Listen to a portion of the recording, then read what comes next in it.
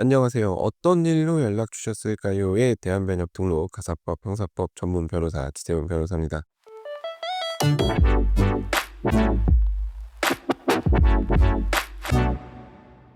오늘은 제가 많이 하고 주로 하고 잘하는 상간자 소송에 대해서 얘기를 좀 해 볼까 합니다. 배우자가 있는 사람과 불륜을 저질렀을 때 상간자가 배우자에게 위자료를 지급해야 한다는 건 잘 알려진 사실이죠. 그런데 그 상대 배우자의 자녀에게도 손해배상 책임을 지게 될까요? 쉽게 말해서 자녀가 상간자를 상대로 "당신 때문에 우리 집안이 다 박살이 났으니까 당신은 나에게도 손해배상을 해 주어야 된다. 위자료를 지급해 주어야 된다."고 하면서 손해배상 청구가 가능할지 오늘은 이에 대해서 간단히 알아보도록 하겠습니다. 자, 먼저 부정행위를 저지른 사람이 법적으로 어떤 책임을 지게 되는지부터 정리해 보겠습니다. 법원은 일관되게 배우자 있는 사람과 부정행위를 하고 그로 인해 혼인관계가 파탄에 이른 경우 상간자는 배우자에게 불법행위 책임을 진다고 판단하고 있습니다. 이건 뭐 쉽게 더 제가 풀어서 설명해 드릴 필요도 없는 문제죠, 사실. 누군가가 본인 남편이나 부인과 바람을 피웠다면 그 사람 상대로 손해배상 청구, 그 위자료 청구를 할 수 있다는 겁니다. 그런데 여기서 이제 혼인관계가 파탄에 이른 경우라는 부분을 오해를 하시는 경우가 있어요.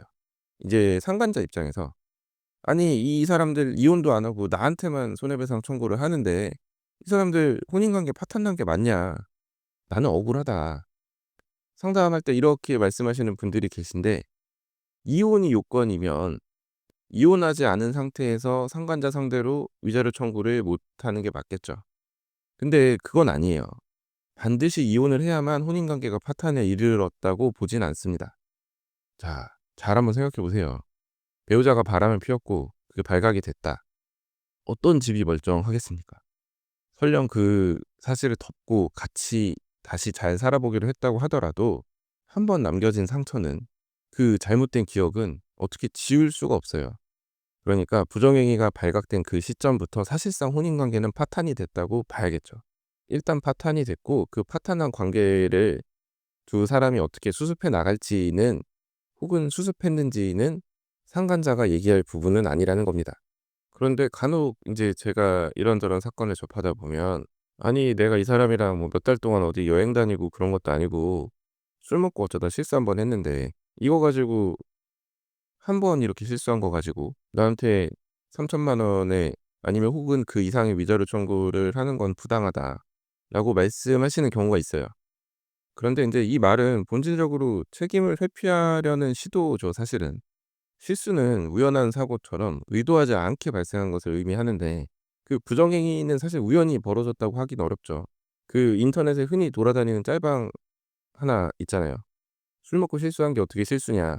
그러면은 이 과정부터 이 과정까지를 다 우연히 했다는 거냐." 뭐 이런 조금은 적나라한 글이어서 제가 여기서 다 읽지는 않겠습니다마는, 아무튼 누군가가 부정행위를 하는 건 우연히 벌어지는 일이 아니에요. 어떻게 만나서 어떤 관계를 맺고 어디까지 나아갈 것인지 모든 과정에서 본인의 선택이 개입되어 있습니다. 결국 의도적인 행동을 하고 그것을 실수라고 포장하는 건 자기 자신을 정당화하려는 것에 불과합니다.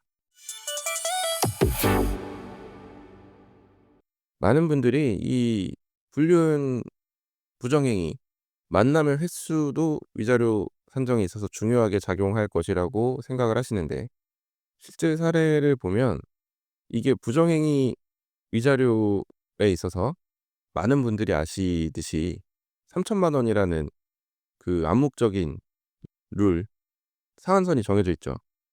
그러니까 10 번을 만났건 100 번을 만났건 3천만 원에 수렴한다는 얘기입니다, 위자료 액수가. 그런데 이제 모두들 다 공감하시다시피 이 3천만 원이라는 액수가 사실 충분하다고 보기는 어려워요. 제가 전에도 말씀드렸지만 여기서 소송 비용 빼고 이것 빼고 저것 빼면 사실 3천만 원이라는 액수에서 실제 남는 돈이 많지 않아요. 이제 그러한 상황에서 '나는 부정행위를 정말 우연히 실수로 한 번만 했으니 위자료 액수를 감액해 달라.'라고 하는 건 뭐 얘기는 기본적으로 합니다만 설득력이 좀 떨어지고 잘 받아들여지지도 않죠. 부정행위에 있어서 중요한 건 횟수가 아니라 그 행위 자체가 상대 배우자와 가정을 배신하는 중대한 잘못이라는 점이죠. 예를 들어서 누가 그냥 단 한 번이라도 다른 사람 속에서 돈을 뺏었다면 그거는 한 번이라는 이유로 용서되지 않잖아요. 마찬가지로 신뢰를 깨뜨린 불륜이 단 한 번이었다고 해서 그 무게가 가벼워지는 것은 결코 아닙니다.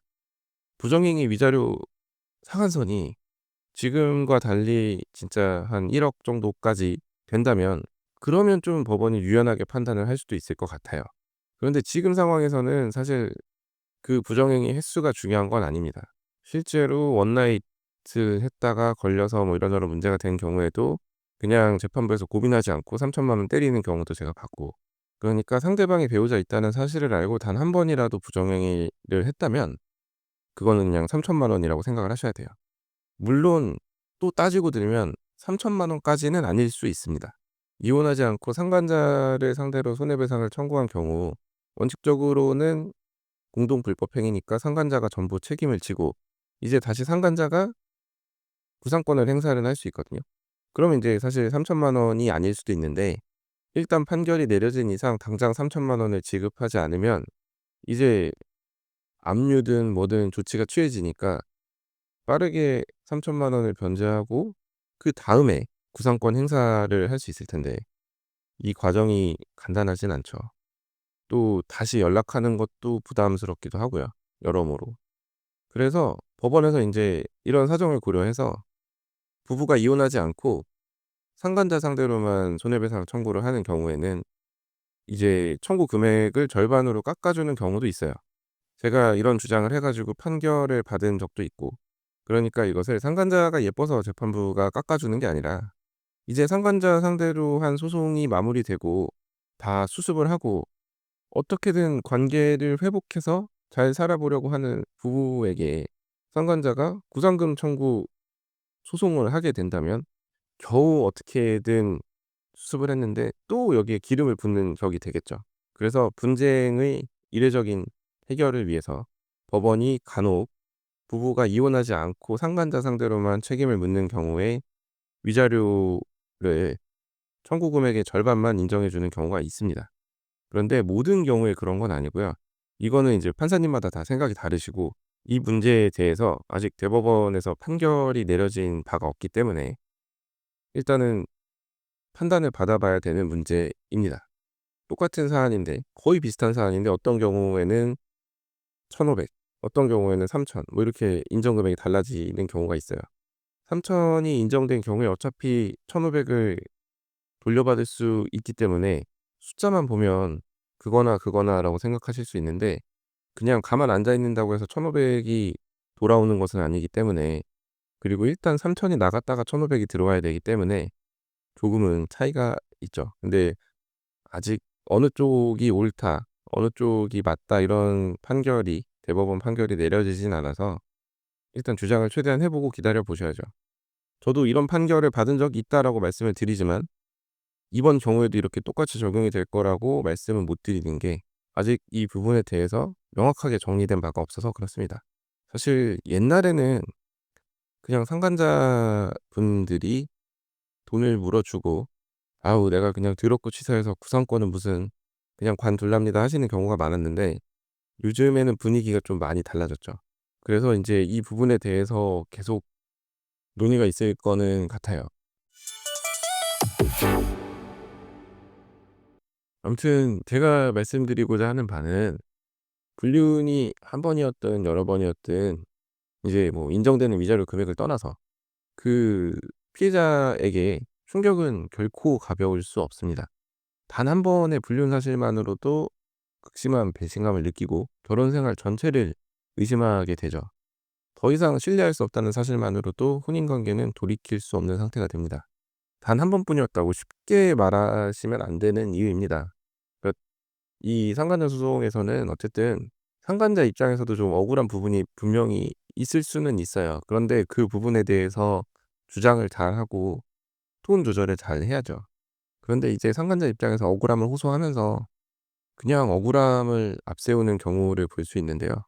상간자 입장에서 아무리 억울하다 하더라도 피해자 입장에서는 지금까지 살아온 결혼 생활 전부를 뒤흔들 수 있을 만큼 치명적인 사건이에요. 그 점을 이해하시고 그 위에서 읍소를 하셔야지 아예 본인의 책임을 좀 회피하려는 듯이 보이면 안 됩니다. 이제 "결혼 생활 길지 않았으니까 큰 문제가 되지 않을 거다."라는 얘기까지 하시는 분들이 계신데 그런 얘기는 진짜 조심하셔야죠. 오히려 결혼 생활이 짧은 상황에서 벌어지는 그런 행동 더 쉽게 부부를 갈라서게 만들고 앞으로의 결혼 생활이 엄청 긴데 거기에 큰 상처, 오점을 남기는 거잖아요. 이제 제가 이렇게 말씀을 드리면 "아니 부정행위는 나 혼자 했냐. 상대방이 있으니까 한 건데 왜 나한테만 자꾸 그러는지 모르겠다."라고 말씀하시는 분들이 계신데 그건 그거고 이건 이거예요. 그러니까 너무 억울해하실 필요는 없다. 그러니까 제가 실제 소송을 진행을 해 보면 차라리 깔끔하게 인정하시고 '내가 책임져야 될 부분에 대해서 책임을 지겠다.'라고 나오시는 편이 더 만족스러운 결과를 얻는 경우가 많습니다. 솔직히 말씀드려서 그냥 진짜 깔끔하게 '내가 책임을 인정하겠다.'라고 하면 위자료 청구한 쪽이 더 열받는 경우도 많아요. '돈으로 때우려는 거냐.' 이러면서 더 열받는 경우가 많은데 이게 아까 말씀드렸다시피 그 3천만 원이라는 금액이 대충 정해져 있기 때문에 아무리 열받아도 뭐 어떻게 더 할 수가 없어요. 그래서 3천만 원만 있으면 '맘 놓고 부정행위 해도 되겠네.'라고 생각하시는 분들이 계신데 뭐 아주 틀린 말은 아니죠, 돈만 생각한다면. 근데 이제 법적인 책임을 떠나서 인간적인 도리나 이런 걸 생각을 해 본다면 당연히 해서는 안 될 행동이 맞고요. 근데 오늘 사실 그 자녀 입장에서 상간자에게 위자료 청구가 가능한지에 대해서 말씀을 드리려고 했는데 또 말이 길어졌네요. 이게 변호사 특징이에요. 본인이 잘 아는 분야에 대한 얘기를 하다 보면 말이 계속합니다. 이건 이렇고 저건 저렇고 또 여기서 파생이 돼서 이건 저렇고 저건 저렇고 지금 오늘 에피소드가 딱 그런 식이긴 한데 자 판례의 태도만 간단하게 말씀드리고 오늘 에피소드는 마무리할게요. 너무 길어졌네 생각보다. 그러니까 자녀 입장에서 불륜으로 인해서 가정이 파탄난 경우 정신적인 고통을 겪을 수 있죠. 심리적인 불안, 사회적인 낙인, 뭐 경제적인 어려움까지. 근데 인제 일단은 판례는 상간자의 경우 특별한 사정이 없는 한 자녀에게는 책임을 지지 않는다고 판단하고 있어요. 그러니까 부모의 혼인 관계는 부모의 혼인 관계고 부모와 자녀 간의 관계는 또 이거랑 별개라는 거죠. 부모가 혼인 관계를 유지하는 거는 자녀를 위해서 유지하는 것이 아니라 일단 기본적으로는 부부 사이의 문제죠. 그리고 인제 상간자가 부정행위를 할 때 그 부정행위를 하는 상대방만 바라보고 하는 거지 그 자녀까지 생각해 가면서 부정행위를 하진 않잖아요. 그러니까 단순한 부정행위를 넘어서 그 아이를 방임하거나 학대하도록 적극적으로 부추겼다면 즉 해의 그러니까 해를 가할 의사를 가지고 양육을 방해하거나 자녀를 방치하게 만들었다면 불법 행위로 인정될 가능성이 있겠지만 그냥 부정행위를 했다고 해서 자녀에게까지 직접적인 위자료를 지급할 책임을 지는 것은 아니에요. 상간자가 "집에 애들 그냥 내버려 두고 나와." 뭐 이런 식으로 부추겨야지 자녀 입장에서 손해배상 청구가 가능하다는 얘긴데 설령 그런 청구가 가능하다 하더라도 자녀가 아직 미성년자인 경우에는 결국 자녀의 법정 대리인으로서 부모가 상간자한테 청구를 하는 형식이 될 테니까 사실 이제 이런 형태로 소송이 진행이 되면 그냥 배우자 쪽의 위자료에 포함을 시키겠죠. 오히려 뭔가 위자료 금액을 좀 더 받기 위해서 자녀 얘기까지 꺼냈다라고 보여질 수 있겠죠. 아무튼 일반적으로는 인정되기 어려운 청구임에는 분명합니다. 그런 형태로 청구하는 경우가 많이 없고 또 앞으로는 모르겠네요. 근데 판례가 얘기하는 것처럼 부모가 자녀를 방임하거나 학대하도록 부추길 정도라면 차라리 아동학대죄의 공범으로 엮을 수 있지 않을까. 그렇게 해결을 해야 되지 않을까라고 생각을 합니다. 이 위자료 청구에 자녀를 끌어들일 것이 아니라요. 기본적으로 이 위자료 청구는 혼인관계, 부부 사이의 혼인관계가 파탄났다는 것을 이유로 청구를 하는 것이기 때문이죠. 자, 오늘 제가 준비한 얘기는 여기까지이고요. 오늘도 끝까지 들어주셔서 감사합니다. 자, 다음 에피소드에서는 더 흥미롭고 유익하고 현실적인 그런 법률 이야기로 찾아뵙도록 하겠습니다. 이상 대한변협 등록 가사법 형사법 전문 변호사 지태훈 변호사였습니다. 감사합니다.